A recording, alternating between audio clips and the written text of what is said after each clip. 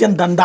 AP సరిహద్దు తెలంగాణలోని మేళ్ల చెరువు మండలంలో గుట్టుగా తయారీ ప్రముఖ బ్రాండ్ల పేరుతో ఏపీలోని పలు జిల్లాలకు నకిలీ మద్యం సరఫరా.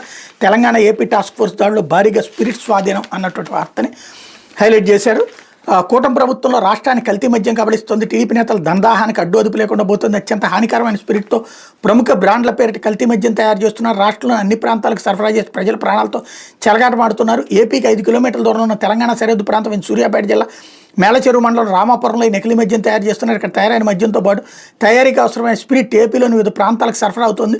సోమవారం సాయంత్రం తెలంగాణ ఏపీ టాస్క్ ఫోర్స్ పోలీసులు సంయుక్తంగా జరిపిన దాడిలో ఈ నకిలీ మద్యం గుట్టురట్టయింది. గ్రామానికి చెందిన శివశంకర్ సూర్యప్రకాష్కి చెందిన ఓ రేకుల షెడ్ గోదాంలో నకిలీ మద్యం తయారు చేస్తున్నట్టు అధికారులు గుర్తించారు. వాళ్ళ నుంచి 832 లీటర్ల స్పిరిట్తో పాటు సీసాలో నింపున్న 15 లక్షలు విలువ చేసే నకిలీ మద్యాన్ని మరో 38 కార్టన్ల విస్కీ బాటిళ్లను స్వాధీనం చేసుకున్నారు. ఇక్కడి నుంచి బస్తాల రూపంలో ప్యాక్ చేసి కృష్ణానదిలో పుట్టేల ద్వారా పల్నాడు గుంటూరు జిల్లాలో పలు ప్రాంతాలకు రవాణా చేస్తున్నారు. అక్కడి నుంచి రాష్ట్రమంతటా సరఫరా అవుతుంది. ఎన్టీఆర్ జిల్లా పక్కనే ఆనుకుని ఉండటంతో జగ్గైపేట, నందిగామ, తిరువురు, మైలవరం ప్రాంతాల్లోని మద్యం దుకాణాలు, బెల్ట్ షాపులకు నేరుగా సరఫరా చేసి టీడీపీ నేతలు భారీగా దండుకుంటున్నారు.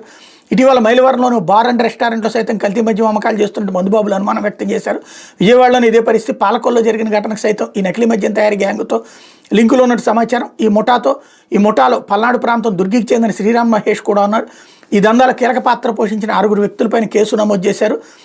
మెక్డోల్ విస్కీ ధర ఏపీలో క్వార్టర్ బాటిల్ 200గా ఉంది. హైదరాబాద్కి చెందిన రూతుల శ్రీనివాస్ బాటిల్ తయారీకి అవసరమైన అన్ని వస్తువులను సరఫరా చేస్తున్నాడు. ఒకేసారి 25,000 బాటిల్ తయారీకి అవసరమైన సరుకు 20 లక్షలు తీసుకుని ఏపీలోని పలు ప్రాంతాలకు చేరవేస్తున్నాడు. బాటిల్ తయారీకి కేవలం 80 రూపాయలు ఖర్చు అవుతుంది. మిగిలిన 120 రూపాయలు మద్యం సిండికేట్స్ పచ్చగద్దలు మేస్తున్నాయి. ఈ లెక్కను చూస్తే కోర్టు దోపిడీ చేస్తున్నారు.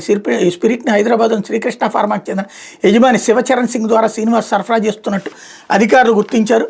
అత్యంత ప్రమాదకరమైన స్పిరిట్తో కల్తీ మద్యం తయారు చేస్తూ మద్యం ప్రియులు ప్రాణాల మీదకి తెస్తున్న రాకెట్కు రాష్ట్రం కేంద్ర బిందువుగా మారింది. ఎక్సైజ్ శాఖ అధికారులు జూన్ 23 నుంచి జూలై 22 వరకు నిర్వహించిన దాడులు భారీగా కల్తీ మద్యం దందా బయటపడింది. బీఆర్ అంబేద్కర్, కోనసీమ, పశ్చిమ గోదావరి, అనకాపల్లి, బాపట్ల, ఎస్పీఎస్ నెల్లూరు జిల్లాలో నిర్వహించిన దాడుల్లో 2200 లీటర్ల అక్రమ స్పిరిట్ బ్రాండెడ్ మద్యం లేబుళ్లతో అక్రమంగా ప్యాకింగ్ చేసిన కల్తీ మద్యం వేలాది బాటిల్ను అధికారులు స్వాధీనం చేసుకున్నారు.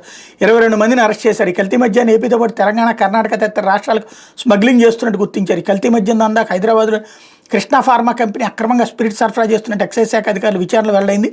ఆ కంపెనీ యజమాని తన నేరాన్ని అంగీకరించినట్టు ఎక్సైజ్ శాఖ వెల్లడించింది అన్నటువంటి వార్తని హైలైట్ చేశారు. కల్తీ మద్యం అంటే ఇది.